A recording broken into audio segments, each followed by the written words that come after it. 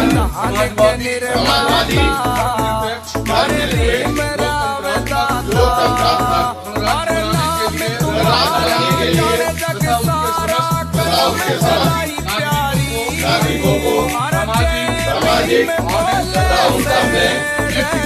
आज का दिन जितने ही धूमधाम से मनाया जाए वो कम है, क्योंकि आज ही के दिन बाबा साहब भीमराव अम्बेडकर जी ने संविधान बनाकर तैयार किया था। 26 नवंबर 1949 को संविधान बनकर तैयार हुआ था और 26 जनवरी 1950 को संविधान पूरी तरह से लागू हो गया था, जिससे हर व्यक्ति की अभिव्यक्ति को आजादी मिली थी। और बाबा साहब के बनाए हुए संविधान से दलितों, पिछड़ों और मुस्लिम समाज के लिए उत्थान हुआ था, क्योंकि उससे पहले जब तक संविधान नहीं बना था तब तक दलितों, पिछड़ों और अल्पसंख्यकों को इस देश में कीड़े मकोड़े की तरह समझा जाता था। बाबा साहब ने संविधान लिखकर मानवता की मिसाल पेश की और बाबा साहब ने दलितों, पिछड़ों, मुस्लिमों, 85% में आने वाली सभी जाति और धर्म के लोग जो भी हैं उनके लिए ऐसे हक आरक्षित किए कि वो अपने हक को अब मांगने का नहीं, हक को अब छीनने का काम कर रहे हैं, क्योंकि संविधान ही हमें ताकत देता है देश में हर चीज को हक और अधिकार पाने की। सर, देखा जा रहा है कहीं ना कहीं संविधान के साथ भी छेड़छाड़ करी जा रही है इस सरकार की वजह, तो उसको आप किस नजरिए से देखते हैं? देखिए, संविधान की अगर बात की जाए खत्म करने की या छेड़छाड़ करने की, तो जब तक अम्बेडकर वाहिनी और बाबा साहब के वंशज जिंदा है तब तक तो संविधान कोई खत्म नहीं कर पाएगा। छेड़छाड़ की बात तो दूर है, और अगर जो छेड़छाड़ करेगा तो उसको अगर तुम छेड़ोगे तो हम छोड़ेंगे नहीं। तो अम्बेडकर वाहिनी के एक एक सिपाही, अम्बेडकर वाहिनी के एक एक कार्यकर्ता उस छेड़ने वाले को भारत से खदेड़ने का काम करेंगे। मैसेज देना चाहेंगे अपने संगठन, अपनी वाहिनी की तरफ? देखिए, अम्बेडकर वाहिनी की बात की जाए तो बाबा साहब भीमराव अम्बेडकर वाहिनी भारत देश में 24 लाख प्लस कार्यकर्ताओं के साथ आज दलितों, पिछड़ों, मुस्लिमों के हक की आवाज उठा रही है। और अम्बेडकर वाहिनी के किसी भी कार्यकर्ता पर कोई जोर जुल्म इस सरकार में किया जा रहा है तो सरकार के खिलाफ हम लोग एक मोर्चा खोलने का काम कर रहे हैं, क्योंकि जब दलित व्यक्ति, मुस्लिम व्यक्ति, पिछड़ा व्यक्ति अपनी आवाज उठाता है तो कहीं ना कहीं सरकार में दबाने का काम किया जाता है। तो हम दबने वाले नहीं, हम लोगों को दबाने वाले हैं।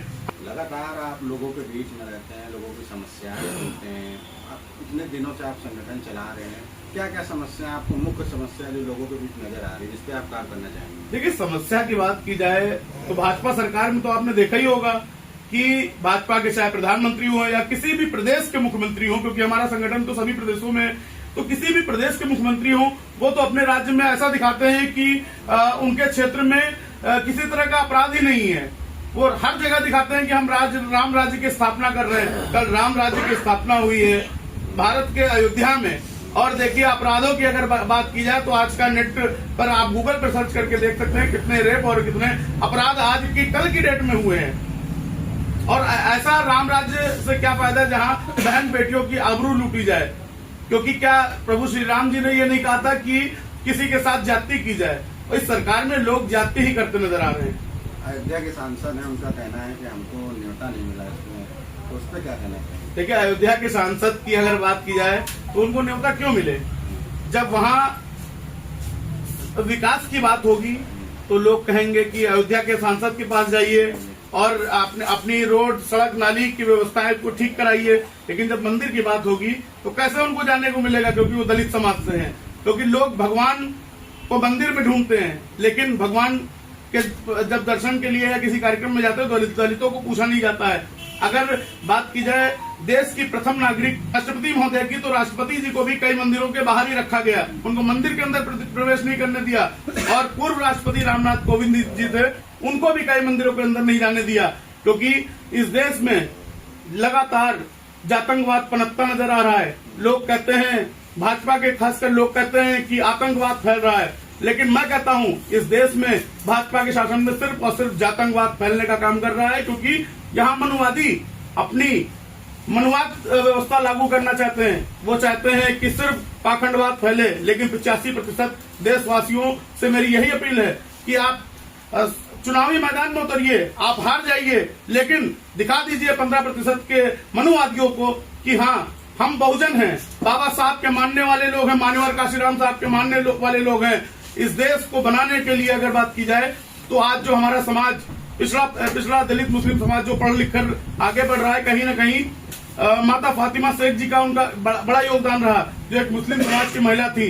उन्होंने स्कूल बनाने के लिए सर्वप्रथम जब भारत में स्कूल बना तो उन्होंने एक जमीन अपनी दिया, जिसमें सावित्रीबाई फुले जी, ज्योतिबा फुले जी ने उसमें स्कूल बनाया। लेकिन वहीं पर कुछ मनुवादी थे जिन्होंने व्यवस्थाएं खराब करने का काम किया, और आज भी मनुवादी व्यवस्थाएं खराब करने का काम कर रहे हैं, और इन मनुवादियों को खदेड़ने का काम हम अम्बेडकरवादी जरूर करेंगे।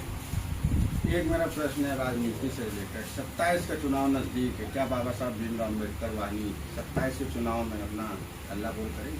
देखिए, 27 के चुनाव की बात रही तो 27 के चुनाव में जरूर हल्ला बोल अम्बेडकर वाहिनी करेगी, क्योंकि 24 लाख कार्यकर्ताओं के साथ हम एक देश का बहुत बड़ा मतलब समर्थन करने जा रहे हैं। अगर हम समर्थन करेंगे भी चुनाव 2027 में, तो उसी का जो दलितों, पिछड़ों और मुस्लिम समाज के हक की बात करेगा, और जो दलित, पिछड़ा, मुस्लिम समाज को लेकर नहीं चलने का काम करेगा, उसको सत्ता से बाहर रास्ता दिखाने का काम भी अम्बेडकर वाहिनी के दलित, पिछड़े, मुस्लिम भाई करने का काम करेंगे।